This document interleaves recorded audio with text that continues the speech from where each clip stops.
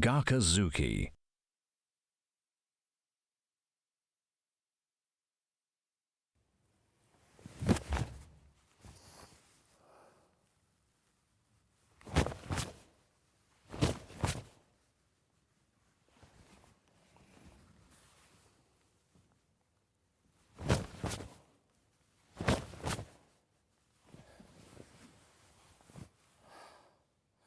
Okay, so now we're moving on to the Gyaku Zuki.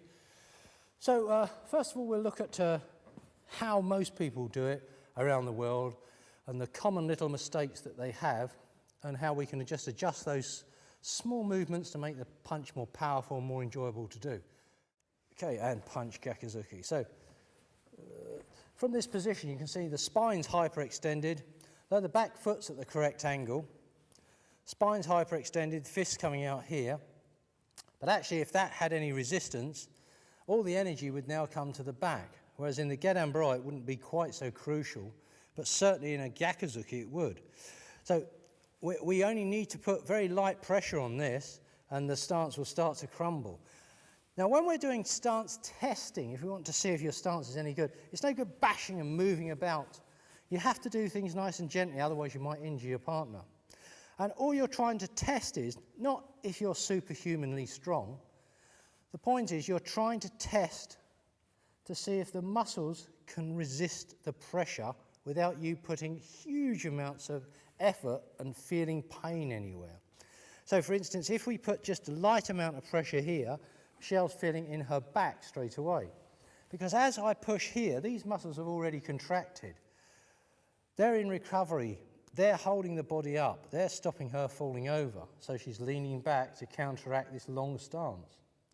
So I'll do this, but it's much easier if you move the fist across the body, locate it with the chest muscles, and equally pull down on the opposite side, contract the stomach to lock that central area, then push the back into the wall, drive off the front leg round, through the pelvis and down into the back leg, where the back leg can now drive, front leg can push, and the energy can come forward.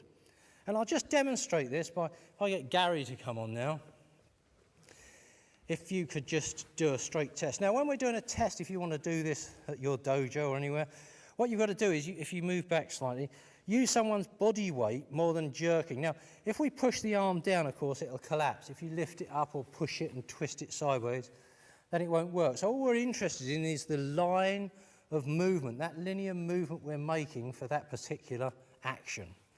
So for instance here, if this scapula's pulled right forward here, locked down, this scapula's pulled down, the stomach's tight, the body's soft here, leaning in slightly, and Gary can lean forward onto that, and he can push away and step back a bit, go on a bit more. And then he can push down, using his body weight, push away, and she can hold the stance without too much effort.